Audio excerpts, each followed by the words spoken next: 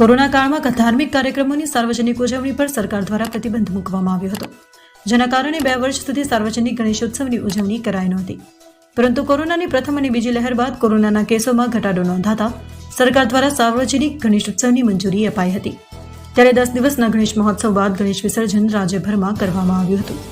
સવારે જૂનાગઢ જિલ્લાના વંથલીમાં પણ ગણેશ વિસર્જનનું આયોજન કરવામાં આવ્યું હતું.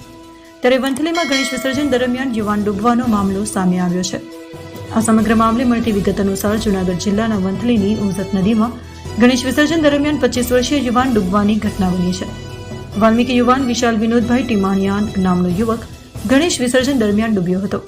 યુવાન ડૂબતાની જાણ થતાં જ પાલિકામાં તાત્કાલિક તેમની શોધખોળ કરવામાં આવી હતી.